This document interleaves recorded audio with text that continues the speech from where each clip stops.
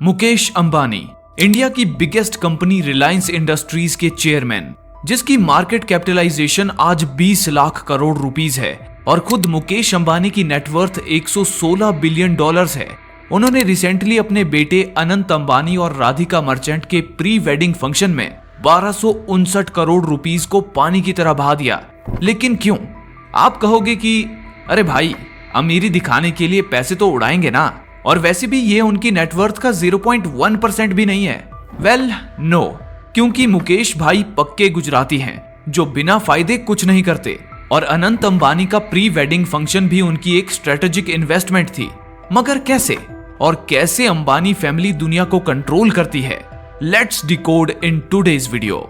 1 से 3 मार्च के बीच गुजरात के जमुनानगर में मुकेश अंबानी और नीता अंबानी ने अपने बेटे अनंत और होने वाली बहू राधिका के लिए प्री वेडिंग फंक्शन अरेंज किया था, जिसमें इतना अंधा पैसा खर्च किया गया था कि गेस्ट्स मुंबई से जमुनानगर आ पाएं। उसके लिए चार्टर प्लेन्स बुक करवाए गए थे। BMW, मर्सिडीज एंड बेंटली जैसी हमारी ड्रीम कार्स को इन्होंने टैक्सी बनाकर खड़ा कर दिया था। अकड़ में घूमने वाले बॉलीवुड सितारों को भी आपकी हमारी तरह बस में बैठा दिया था, और शाहरुख खान को पिक करने के लिए तो 8 करोड़ की रोल्स रॉयल्स भेजी गई थी। सोशल मीडिया पर तो इसका इतना बज़ था कि जब भी हम इंस्टाग्राम खोलते तो हर तरफ से कानों में एक ही आवाज गूंज रही थी, गरीब गरीब गरीब। और इन सब में 1200 करोड़ लगा दिए, वो भी टाइम पास में, क्योंकि ये तो शादी थी भी नहीं बल्कि सिर्फ प्री वेडिंग थी, और शादी तो अभी बाकी है। सब तो इसमें कर दिया, अब भाई उसमें क्या करोगे? वेल, अंबानी फैमिली ने इस फंक्शन से दुनिया को ये दिखा दिया कि हमें हल्के में मत लेना, क्योंकि दुनिया के बड़े बड़े लोग हमारी उंगलियों पर नाचते हैं। रिहाना, जिन्होंने फार्मर प्रोटेस्ट को लेकर इंडिया के खिलाफ ट्वीट किया था, अंबानी परिवार ने 75 करोड़ रुपए देकर उनसे ही इंडिया में ही स्टेज परफॉर्मेंस करवा दिया। हालांकि वो बात अलग है कि रिहाना राधिका का नाम तक ठीक से नहीं ले पाई। ठीक वैसे ही बियोंसे ने भी कहा था कि इंडिया पुअर कंट्री है, तो अंबानीज ने उन्हें करीब 33 करोड़ रुपए देकर ईशा अंबानी की वेडिंग में स्टेज पर नचवा दिया था। वहीं इस प्री वेडिंग फंक्शन में पूरा बॉलीवुड स्कूल के एनुअल फंक्शन की तरह नाच रहा था। मगर क्यों? अब आप कहोगे भाई भर भर के पैसा दिया होगा, लेकिन पैसा तो बॉलीवुड स्टार्स के पास भी बहुत है। इसलिए असली कारण तो ये है कि मुकेश अंबानी बॉलीवुड को कंट्रोल करते हैं और उनके बिना इंडस्ट्री में एक पत्ता भी नहीं हिल सकता। इसकी शुरुआत हुई थी 2005 से, जब रिलायंस इंडस्ट्रीज की सब्सिडियरी रिलायंस एंटरटेनमेंट की शुरुआत हुई थी, जो बॉलीवुड में मूवीज प्रोड्यूस करती थी।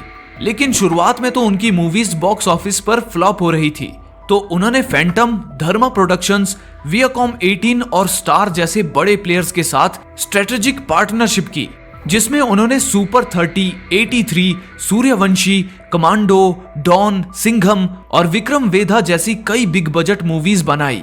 साथ ही music production, award shows, dubbing, web shows और लगभग इंडस्ट्री के सभी सेगमेंट्स में धीरे धीरे कदम रखा। वहीं 2017 में जियो 4G के साथ उन्होंने जियो सिनेमा भी लॉन्च कर दिया। फिर कई डिजर्विंग एक्टर्स जिन्हें मेन स्ट्रीम में कोई इज्जत नहीं मिलती थी, उन्हें अपने वेब शोज में काम दिया। इसी तरह बॉलीवुड में अपनी पकड़ बना ली, और लिटरली रिलायंस हर एक्टर को किसी ना किसी तरह से अपॉर्चुनिटी जरूर प्रोवाइड करता है। इसलिए बॉलीवुड के सभी सेलिब्रिटीज अंबानी फैमिली की गुड बुक्स में रहना चाहते हैं और उनकी कही हर बात मानते हैं। ये तो हुई सेलिब्रिटीज की बात, लेकिन अनंत अंबानी के प्री वेडिंग में कई बड़े बड़े बिजनेसमैन भी आए थे, जैसे कि डिज्नी के CEO बॉब आइगर, और उन्हें बुलाने के पीछे भी एक बड़ा रीजन है। तो जब डिज्नी इंडिया में आया तो ऑडियंस तक पहुंचने के लिए उन्होंने हॉटस्टार के साथ हाथ मिला लिया और करोड़ों रुपए देकर IPL के स्ट्रीमिंग राइट्स को भी एक्वायर किया, जिससे IPL के दौरान उनका सब्सक्रिप्शन बिजनेस रैपिडली ग्रो कर रहा था। लेकिन तभी मुकेश अंबानी मैदान में उतरे और उन्होंने IPL के स्ट्रीमिंग राइट्स हॉटस्टार से ज्यादा पैसे देकर खरीद लिए और जियो सिनेमा पर IPL को फ्री में स्ट्रीम कर दिया, जिससे डिज्नी प्लस हॉटस्टार का बिजनेस डूबने लगा। तभी सही मौका देखकर रिलायंस ने डिज्नी इंडिया में टोटल 63% स्टेक परचेज करने की ऑफर दे दी, और ये 99% डन डील है, जिसकी जल्द ही अनाउंसमेंट होगी। वहीं मार्क जुकरबर्ग अनंत की शादी का हिस्सा बनने इसलिए आए थे क्योंकि 2020 में रिलायंस और फेसबुक दोनों को एक दूसरे की जरूरत पड़ी थी।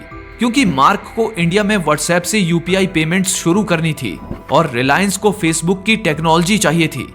तो मुकेश भाई ने जियो प्लेटफॉर्म्स लिमिटेड का 9.99% स्टेक 43,574 करोड़ में मार्क को बेच दिया था। इसके अलावा माइक्रोसॉफ्ट का साथ बना रहे, इसलिए रिलायंस इंडस्ट्रीज लिमिटेड ने माइक्रोसॉफ्ट के फाउंडर बिल गेट्स की ही दूसरी कंपनी ब्रेक थ्रू एनर्जी में $50 मिलियन की इन्वेस्टमेंट कर दी थी। इसलिए तो बिल गेट्स अनंत की शादी में इंडिया तक आ गए थे। अब ये तो हुई अनंत अंबानी की मैरिज में आए गेस्ट्स की बात, लेकिन क्या आप जानते हैं कि पैसे और पावर से जुड़ी इसी स्ट्रेटेजी से रिलायंस वर्ल्ड के किसी भी मार्केट को चुटकियों में कंट्रोल करता है। फॉर एग्जाम्पल, मुकेश अंबानी के भाई अनिल अंबानी की रिलायंस कम्युनिकेशन कंपनी की वजह से ही मुकेश टेलीकॉम सेक्टर में कदम नहीं रख रहे थे, लेकिन 2016 में जैसे ही आरकॉम डूब गई, तभी मोटा भाई ने रिलायंस जियो लॉन्च कर दिया और पूरे इंडिया को फ्री 4G इंटरनेट देकर वोडाफोन, आइडिया और एयरटेल जैसे सभी टेलीकॉम जायंट्स का बिजनेस बर्बाद कर दिया। और इस फ्री सर्विस स्ट्रेटजी से मिलियंस ऑफ कस्टमर्स एक्वायर कर लिए। और आपको ये जानकर हैरानी होगी कि सिर्फ 7 साल में रिलायंस जियो इंडिया की नंबर 1 टेलीकॉम सर्विस प्रोवाइडर बन चुकी है। इसके अलावा रिलायंस ग्रुप के पास जमुनानगर में एशिया की बिगेस्ट ऑयल रिफाइनरी है और मिडिल ईस्ट के कई देश अपने रॉ क्रूड ऑयल की रिफाइनमेंट के लिए कंप्लीटली रिलायंस इंडस्ट्रीज पर डिपेंडेंट हैं। वेल, आपको अनंत अंबानी का प्री वेडिंग इवेंट कैसा लगा? और क्या वाकई में इंडिया के बिजनेस जायंट्स वर्ल्ड को कंट्रोल करने की ताकत रखते हैं? इस बारे में अपना ओपिनियन हमें कमेंट्स में बताएं और ऐसे ही इंफॉर्मेटिव वीडियोस के लिए सलमान डिकोड चैनल को सब्सक्राइब कीजिए। Thank you.